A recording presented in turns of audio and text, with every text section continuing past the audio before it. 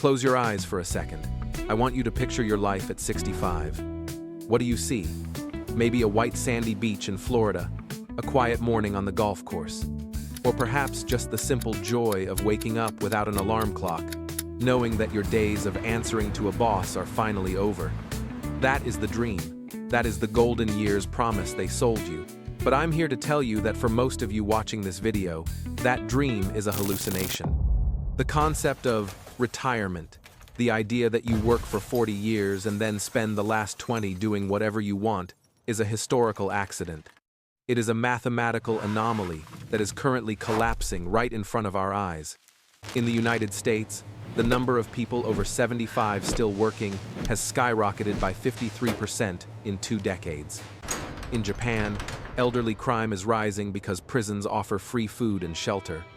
Across the globe, the golden years are turning into years of anxiety, debt, and survival.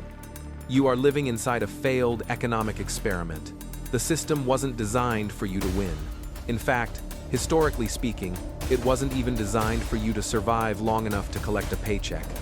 So, how did we get here? How did the world's wealthiest economies trick you into believing a lie? And most importantly, why will you likely work until the day you die? Unless you understand what I'm about to show you, welcome to the end of retirement. To understand why the modern retirement system is failing, we have to understand that it was never designed for you. It was designed for the state. To see the blueprints of this trap, we must travel back in time. The year is 1889. The place is the German Empire. Meet Otto von Bismarck, the Iron Chancellor. Bismarck was not a humanitarian. He was a cold, calculating strategist. At the time, Europe was a powder keg. Marxists and socialists were gaining power, radicalizing the working class. Bismarck needed a way to bribe the workers into loyalty without bankrupting the empire. His solution? The world's first state-sponsored old age and disability insurance bill. He promised the German people, if you work for the Reich will take care of you in your old age. It sounded benevolent. It sounded progressive. But Bismarck was relying on something called actuarial science. Here is the catch, the data point that changes everything. Bismarck set the retirement age at 70. Do you know what the average life expectancy of a German citizen was in 1889? It was approximately 45. Think about the cynicism of that math. Bismarck knew that the vast majority of the population would work, pay taxes, fuel the industrial machine, and then die decades before the state ever had to pay them a single mark. The system was designed to look like a vacation plan, but mathematically, it was insurance for the super survivors. It was a bet against your longevity. Fast forward to 1935. The United States is in the depths of the Great Depression. President Franklin D. Roosevelt signs the Social Security Act. The logic was identical. The retirement age was set at 65. But the average life expectancy for an American man in the 1930s was only around 61. The system works beautifully, as long as you die on time. It was built as a pay-as-you-go system, essentially a legal Ponzi scheme.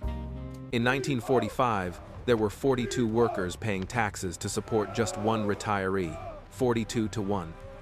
With that kind of ratio, politicians could promise the moon. The system was flush with cash. But they made a fatal error. They assumed demographics would stay frozen in time. They didn't account for antibiotics. They didn't account for safer workplaces. And they certainly didn't account for you living to be 90. But before the demographics broke the system, something else broke the corporate promise. For a brief window in the mid-20th century, the American dream felt real. This was the era of the defined benefit plan. If you worked for a giant like General Motors or Ford, you had a pact. You gave them your life, and they gave you a guaranteed check until you died. But in 1963, that pact was exposed for what it really was, a lie. Let's talk about Studebaker. Studebaker was an American giant, a car manufacturer based in South Bend, Indiana. Generations of families worked there. They trusted the company. They believed their pensions were safe, locked away in a vault. But Studebaker was struggling, and in December 1963, right before Christmas, the company shut down its U.S. plant. 7,000 workers lost their jobs overnight. But the real horror came a few days later. Thousands of workers were told that their pension fund was almost empty. Workers who were 60 years old men who had given 30 years of sweat to the company were given a lump sum payment of about $600. That was it. And workers under 40? They got zero. Nothing. Decades of promised security evaporated instantly. The Studebaker collapse shocked the nation.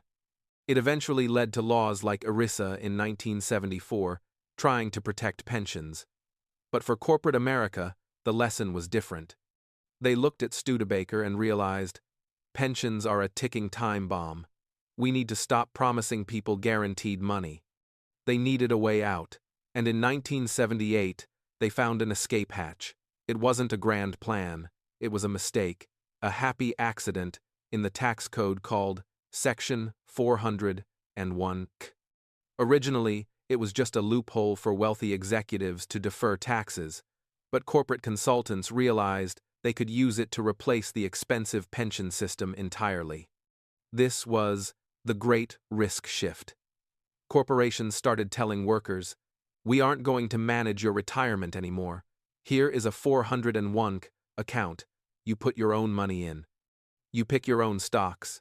Good luck." Do you see what happened? Under the pension system, if the stock market crashed, the company lost money. Under the 401(k) system, if the stock market crashes, you lose your money. They transferred the financial risk from the boardroom to the living room. They turned teachers, nurses, and mechanics into amateur fund managers and threw them into the Shark Tank of Wall Street against high-frequency trading algorithms. And this leads us to the mathematical trap that most financial advisors are terrified to discuss.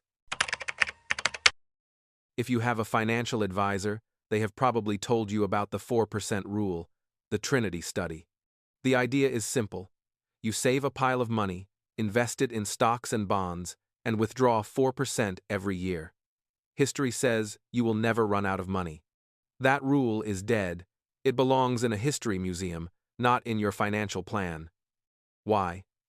Because of a mathematical nightmare called sequence of returns risk. Let me explain this so you never forget it. Imagine two people, John and Mike. They both save exactly $1 million. They both withdraw $40,000 a year to live on. And over a 30-year period, the stock market averages the exact same return, 7% per year. Logic suggests they should both be fine, right? Wrong. John retires in a year when the market goes up. He starts withdrawing money, but his account is growing. He dies rich. Mike, however, is unlucky. He retires in a year like 2000 or 2008. The market crashes 40% in his first 2 years. Here is the trap. Mike still has to withdraw his $40,000 to eat.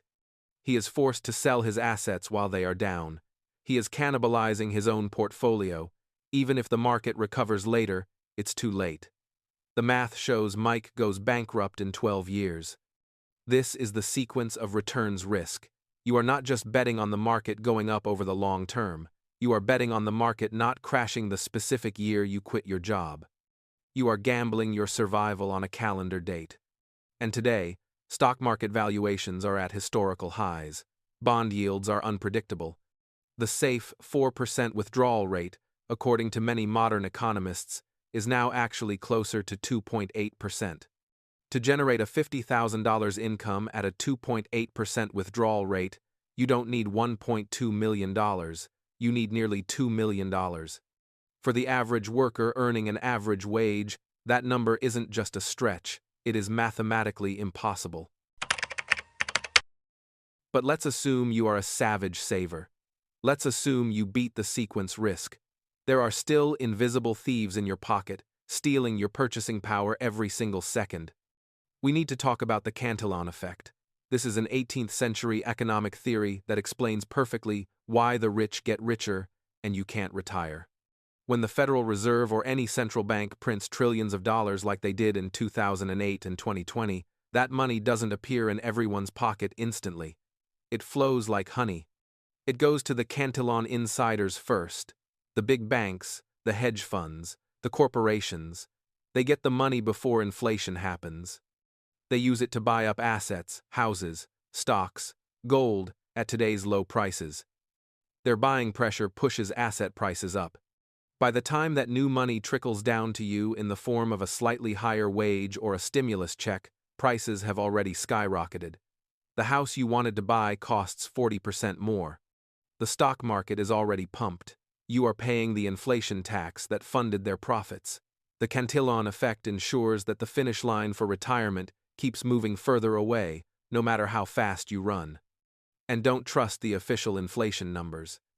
If you look at Shadowstats, an alternative data set that calculates inflation using the methodologies from 1980, before the government changed the formulas to look better, real inflation is often double the official CPI. The government substitutes goods in the basket. If steak becomes too expensive, they swap it for hamburger in the calculation and say, "See, no inflation." But you can't substitute your retirement. You can't hedonic adjust your rent or your surgery bill. Real inflation is the silent killer of the retirement dream. It creates a hedonic treadmill where you earn more but own less. So, let's stop lying to ourselves. The era of the General Motors retirement, the gold watch, the guaranteed pension, the 30 years of leisure, that was a historical anomaly. It was a 20-year blip caused by a unique post-war economic boom and favorable demographics. It is over. It is not coming back. We are reverting to the historical norm of the human species. For thousands of years, humans worked until they physically couldn't. Today, we see it in the gig economy. We see the rise of the workcamper, seniors living in RVs, traveling from Amazon warehouse to Amazon warehouse, working seasonal jobs just to pay for gas and medicine. This is the new reality for millions who trusted the old system. So, is it hopeless? Are we destined to die at our desks? No. But the solution requires you to perform a radical surgery on your mindset. You have to delete the word retirement from your vocabulary. The goal is not retirement. The goal is financial independence. Retirement is a defensive strategy. I hope my pile of money lasts until I die. Financial independence is an offensive strategy. I have built systems that pay me forever. The wealthy do not focus on net worth, they focus on cash flow. You don't need $2 million sitting stagnant in a 401, being eaten by fees and inflation. You need assets. You need 5 rental properties. You need a dividend portfolio. You need a digital business. You need royalties. You need $5,000 coming in every month, whether you get out of bed or not. And here is the ultimate secret. Don't stop working. Just stop doing work you hate. Look at Warren Buffett. Look at the titans of industry. They are working in their 90s. Why? Not because they need the money, but because work keeps you alive. Work gives you purpose. The retirement ideal of doing nothing but playing bingo and watching TV is actually linked to faster cognitive decline and earlier death. In the age of AI and automation, your ability to adapt, to learn new skills, and to create value is your true pension. Your mind is the only asset that the Federal Reserve cannot dilute and the stock market cannot crash. The lie is that there is a finish line. There isn't, but there is freedom. Don't wait for the government to fix the numbers, they can't. Don't wait for your company to save you, they won't.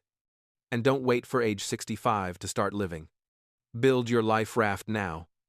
Buy assets, not liabilities. Build skills, not just savings. The system is broken, but you don't have to be. I'm the finance detective. If you want to see more files declassified from the financial world, make sure to subscribe and turn on notifications. Thanks for watching, and I'll see you in the next one.